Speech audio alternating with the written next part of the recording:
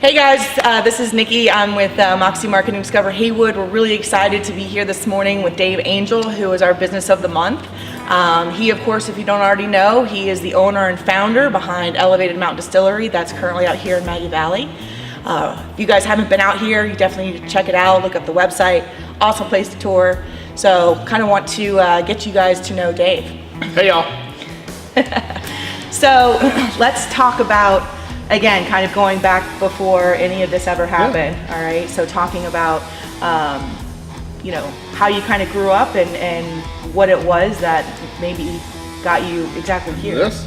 Yeah, I grew up right here in Waynesville, back and forth between all the towns in Haywood County. Loved growing up here. When I was 14, I made whiskey the first time, 9th grade science experiment, which fascinated me that I got to do that. How did you do that? I just said, this is what I'm doing. The school at the time asked me to get a letter from the sheriff saying it was okay. So Jack Harrington was our sheriff at the time. He wrote me a little permission slip that said I had, for the purposes of science, the right to make some whiskey. And it was all about agribusiness and giving the grain back to the farm and that whole story. But yeah, it was just a fun experience. Old timer on Allen's Creek taught me how. And I've been fascinated with it my whole life. So here we are trying to make a living at it. So I understand that you were in a very different industry before you kind of made the leap of faith, or very much so. I was an HR executive, human resources for 20-something years. Worked mainly in pharmaceuticals and chemicals. My last job, I was responsible for the Americas for a company that made automatic doors. So when you go in Walmart and the doors open up. That's what they made. Exciting. It was, yeah, that's a word for it. But yeah, I was responsible for the Americas for that company. Had another company, a chemical company, I was responsible for Asia Pacific. A lot of fun. They just don't have jobs like that here in Haywood County, and it was just time for me to move home. So where were you living during that time? Just before this, I was living in Ohio. So when you were working the HR, you were living in Ohio? I've lived. I lived in Shanghai when I worked in Asia Pacific. I've lived in Ann Arbor, Michigan, Columbus, Ohio, Lancaster, Pennsylvania. I lived up in New England in the Boston area. So all very cold places, it sounds like. It was. So yeah, it was just good to get back home. Yeah. Absolutely. So was it in the process of you leaving, was it you made the decision to leave and you knew exactly what you were going to do, or were you just kind of taking a hiatus to kind of get back to Dave? Well, my parents were at that point in life where I need to be home. I'm an only child. My dad was dying of prostate cancer. My mom had Alzheimer's. It was just, it was a mess. It was a mess. It was time to be here. I married my high school sweetheart. So for 20-something years, as we've moved everywhere, she always said, at some point we need to move closer to home in this movement. And finally, we just bit the bullet, bit the bullet. Kind of bought the bullet too. Kind of bought the bullet too, and moved back home. It was a big leap of faith to come here and figure out what we were going to do. But so, what year was that? Oh, it was about 5 years ago. So it'd been around 2014, 2015, somewhere through there. We started making the move here. So you made the move here. You were getting settled in. What were you doing to bring in an income at that point, or you kind of had some stashed, or? The family moved here about a year before I did, because we knew we needed to get here. It was just a matter of how. And then when I got here, pretty quickly started on this. Survived off of what we had saved up, and started bringing this to life. It is it's easy to do those kinds of old things when you're 25 and what do you got? Mom and dad are helping you out. It's a much scarier thing to do as you're looking at 50, and you're thinking, man. Yeah, you're embedded in the adulting. I've got kids that rely on me, and I'm doing this 25-year-old venture now. So, but it's working out. Yeah. So you knew that you were going to move back here. Was bringing the business here was this always going to be the business location? Because I know, there's other distilleries, but you are the first here in Haywood County. What was that? I did look in a little bit of a broader area. I settled in on Haywood County for a lot of reasons. The challenges kept me from here. North Carolina is not very alcohol friendly at the moment. They have so many restrictions that every state around us doesn't have. So we look very hard at Tennessee, where it's much more opportunity to be successful in what we're doing. Yeah. Finally settled on no, we want to be at home. We don't want to be that far away, even though it's just an hour over to Gatlinburg. We want to be at home. We want to do this here. We want to be a part of Haywood County. Laws are changing. We're seeing that every day, that there's enough pressure being applied to the North Carolina government to realize they gotta step up into the real world, because the real world does things different, and so we're seeing that progress happen. Haywood County, we have the highest average elevation of any county east of the Rockies. All the water starts here, which everybody knows that. If you I actually did not know that until I took a tour here. Oh, very cool. I did not know that. Well, there you go. I'm glad I tell that every day. Yes.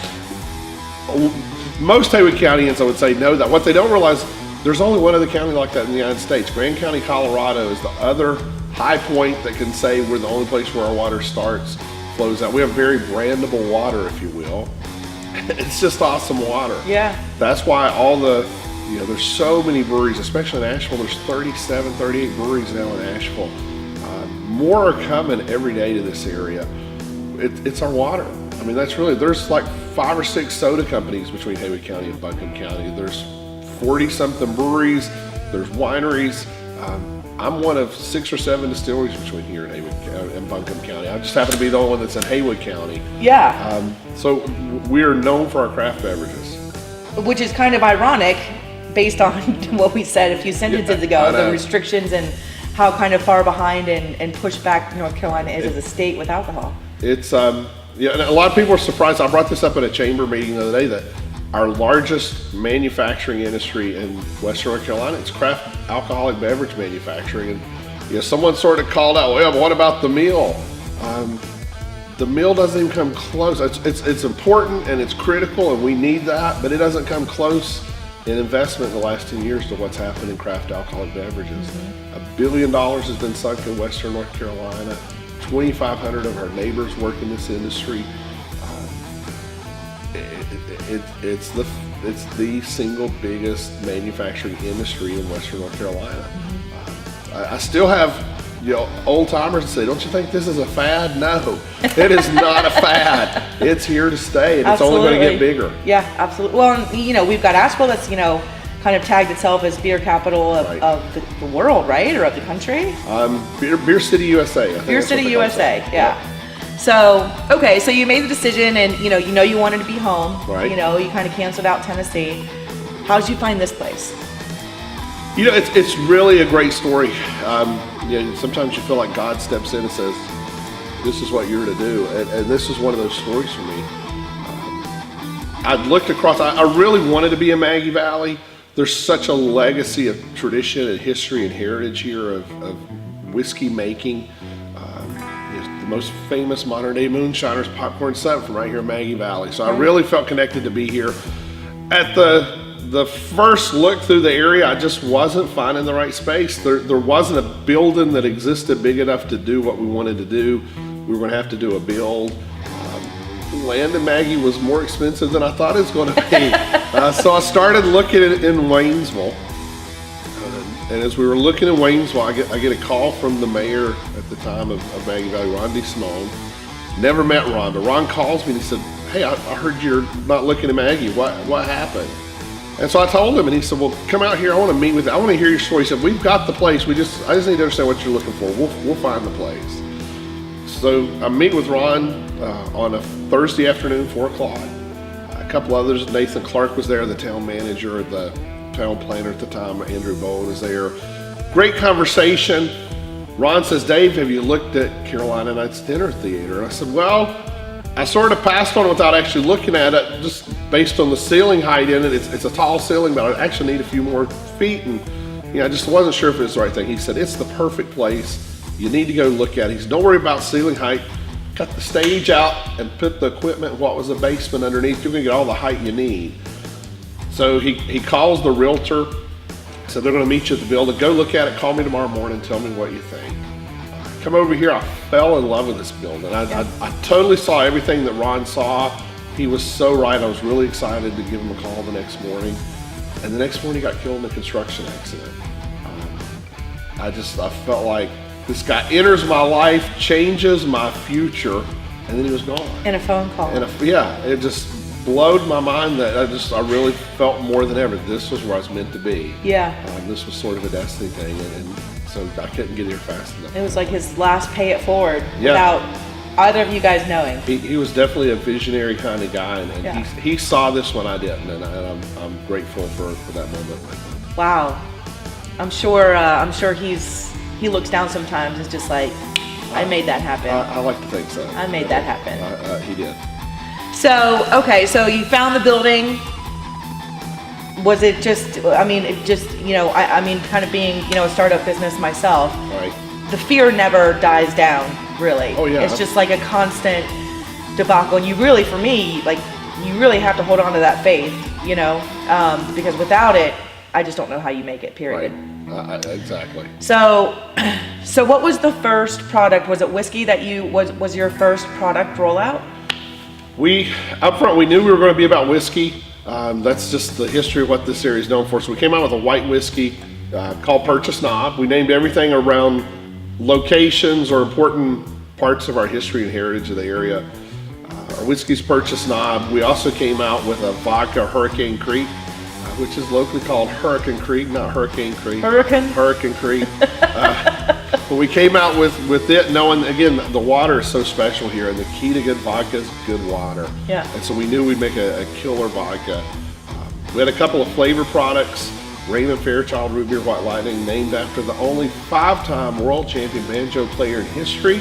And today's his 80th birthday, so happy birthday, Raymond Fairchild. Wow. So how did you let him know that you were gonna label your vodka after him? It was just some good conversation, getting to know him, and the more we talk, he grew up when he was 6 years old stirring the steel pot for his granddad, so he definitely has it in his background. In his blood. Yeah. And he wanted to be a part of it. I wanted him to be a part of it. Just it worked out good. We have another product, Shining Rock Peach Pie Moonshine. These are all brands that over time we'd like to add more flavors underneath. Mm-hmm. Again, that's just part of getting the laws changed to let that kind of flexibility happen. We've come out with an Oak Reserve whiskey it's just that same Purchase Knob Oak Reserve. We've done that since we opened it, and this year we have 3 or 4 more products we're working on. We've got a distributor out of state that wants a hemp-infused version of Hurricane Creek. Wow. So we're working on the hemp's going to be in everything we eat and drink in the next year. It's the wonder drug, and I hope you are right. I do. We've got a big call for hemp-infused vodka. We have a hemp-infused cinnamon whiskey called Devil's Courthouse that's coming out of state. And we're also working on a couple other things. We're going to have bourbon later this year that will come out in North Carolina. And hopefully all of this will be in North Carolina over time. It's just a matter of working through the red tape to get it here. So silly. Yeah, it is. It's so silly. But it's getting better. Yeah. Well, you have to be a patient man. Patient and hopeful. If you don't have hope, you got nothing. So you got to have hope it's going to work out. Absolutely. So talk to me about this contraption. So this is what you operate. This is where everything goes. This is where everything is done. Everything's made right here. 920 gallon steel. We worked with a fabricator in Missouri to get it built. It's semi-custom made. So all of these pieces are on other steels somewhere around the United States. This is the only one with this setup that I know of. You place an order and they start building it. So it took 10 months to build it after we started getting the idea together. It's 23 feet tall at the tallest. Well, I don't know if the camera's picking that up. The tallest point is 23 feet tall. It's actually sitting 5 foot lower than us right now. So you're missing the bottom half of the steel because it's down in what was the basement. It's a big steel. In the craft world, we're one of the bigger setups. We did that because we want to be able to grow into it. Mm-hmm. We're optimistic. We're in a great location. We have a great opportunity to build brands because of the visitation that comes through Maggie Valley. So we bought something to grow into. So is this your vision? Yeah, this is what I pictured all along. A lot of people that come in here picture a backwoods popcorn Sutton kind of still. I mean, when I walked in the first time, I was like, I'm walking into like a Charlie and the Chocolate Factory type, manifestation. There's nothing we can't do on this steel. There's really no product we couldn't make with this equipment. And that's what we wanted to be able to do. We wanted to be a showpiece. We wanted it to be something that honored the past, but also was progressive in taking us to next level. We really pride ourselves in, this is authentic Southern Appalachia. This is, we wanted to be true and real, and we want people to feel like I experienced backwoods traditional whiskey being made, but also recognize that we can churn out an awesome vodka. Yeah. There's really nothing we can't do with the equipment. So it's trying to create that balance. So what was, how many, I guess this is probably the wrong terminology, but how many batches did you have to go through to create before you got the one? Well, we didn't do them all on this one. Sure. We have a much smaller still. This is 920 gallons. The basic operating, most of our recipes are written around 800 gallons. Okay. Just to give us some leverage. And fluctuation space in there. So we have a 1% pilot still, is a fancy word to say for it. It's just an 8-gallon still that we worked out all our recipes on. We're working starting this summer with Leapfrog Tours. I said that backwards. Leapfrog Tours. I just said it went out backwards. Leapfrog Tours and Elevated Mountain are going to be doing moonshine whiskey making experiences starting this summer. That's going to be awesome. It's going to be a lot of fun. Yeah. Using an 8-gallon still, we're going to be down by the creek, right here. Down where it was like naturally kind of where it all started. Happened. Yeah. So we're going to work that still in a different way starting this summer. But we started out on that scale, figured out what we wanted. Whiskey making spirits, it's part science, part art. So there's definitely a scientific base to it that you say, okay, here's the profile we want to create and what grains get you there. Right. How do you figure that out? But then at the end, it's sort of judgment call of, does this taste right, or how do you tweak it to get what you want? I mean, you guys just got to kind of sip and sip. There's a lot of sipping that does go on to get there. It's funny though. I get this all the time. People think I drink a lot because I make whiskey. Yeah. And I have something usually every day, but a heavy night of drinking for me out on the town would be 3 drinks. I don't drink a lot. Yeah. And it's partially because I'm conscious of the fact of what I do, and people watch to see how I do that. But if you see me out and I have more than 2 drinks, I'm wrapping up the night. I'm not just getting started. Yeah. Gotcha. So talking about just getting started and wrapping up. So what's the next move? Where do we need to look to see you in 2 years, 5 years? So the 2 big elements for us is we're now a tourist site that does manufacturing. We're going to be making that shift to a manufacturing company that does tours. But tourism is a huge part of what we do, and it always will be. We've been here a year and a half. We've had around 40,000 people in a year and a half. That's incredible. It is, and it's not because of us as much as we picked a very good location. Maggie Valley sits right between the Blue Ridge Parkway over there and the Great Smoky Mountain National Park over here. There's a casino 13.1 miles that way, and the biggest house in America is 25 minutes that way. There are a lot of things that bring people here, and we're grateful that we're just part of their Western North Carolina experience, Smoky Mountain experience when they're here.